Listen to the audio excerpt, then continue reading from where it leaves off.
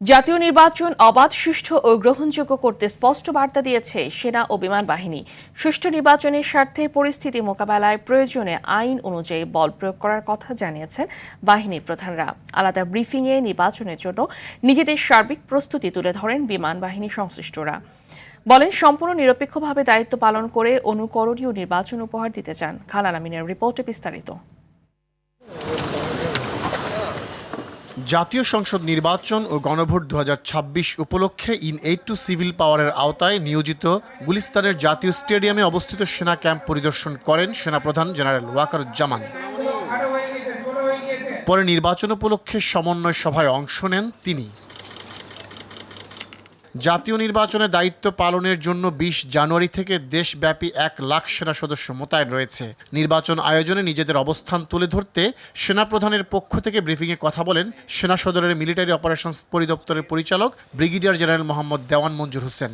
বলেন, নিরপেক্ষভাবে দায়িত্ব পালন করে সবার কাছে গ্রহণযোগ্য নির্বাচন উপহার দিতে চায় সেনাবাহিনী। সম্মানিত সেনাবাহিনী প্রধান পরিষ্কারভাবে একটি কথা বলে দিয়েছেন যে সম্পূর্ণ নিরপেক্ষভাবে আমরা আমাদের দায়িত্ব পালন করব।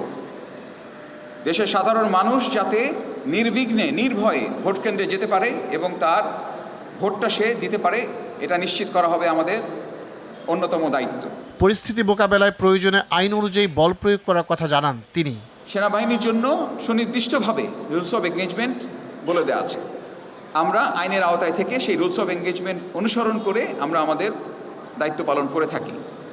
যদি সত্যি কোনো ক্ষেত্রে অতিরিক্ত বল প্রয়োগের প্রয়োজন হয়, তাহলে রুলস অফ এঙ্গেজমেন্টে যে ক্রমান্বয়ে ধারা দেওয়া আছে, যে ক্রমান্বয়ে বল প্রয়োগের মাত্রা বৃদ্ধির একটা প্রক্রিয়া আছে, সেটা অনুসরণ করে প্রয়োজনীয় ব্যবস্থা গ্রহণ করা হবে। সকালে সেনানিবাসে বিমান বাহিনীর ঘাঁটিতে নির্বাচন নিয়ে সংবাদ সম্মেলন করেন বাহিনী প্রধান air chief marshal Hasan Mahmud Khan. বলেন, অবাধ সুষ্ঠু নির্বাচনের জন্য বিমান বাহিনীর যতটুকু ক্ষমতা আছে তা দিয়ে কাজ করে যাবে। জাতি আমাদের কাছ থেকে চাচ্ছে অনেক দিন পরে একটা অবাধ সুষ্ঠু নির্বাচন হবে এবং সেই দায়িত্বই আমরা পালন করছি। আমাদের সম্পূর্ণ আমাদের যতটুকু ক্ষমতা আছে সেই ক্ষমতার ব্যবহার করে জাতিকে অনুকরণীয় নির্বাচন উপহার দিতে বিমান বাহিনী প্রতিজ্ঞাবদ্ধ বলে জানান তিনি। জাতিকে একটা অনুকরণীয় নির্বাচন উপহার দিতে আমরা প্রতিজ্ঞাবদ্ধ। এই ব্যাপারে আমি তোমাদের সবাই যারা দায়িত্ব থাকবে তোমাদের সহযোগিতা কামনা করছি। অবশ্যই এই মহৎ কাজে মহান আল্লাহ যাতে আমাদের সহায়। প্রথমবার সেনাবাহিনীর সাথে মাঠ পর্যায়ে দায়িত্ব পালন করবে বিমান বাহিনী। পার্বত্য অঞ্চল ও দুর্গম এলাকায় ব্যবহার করা হবে হেলিকপ্টার। খান আলামিন, RTV, ঢাকা।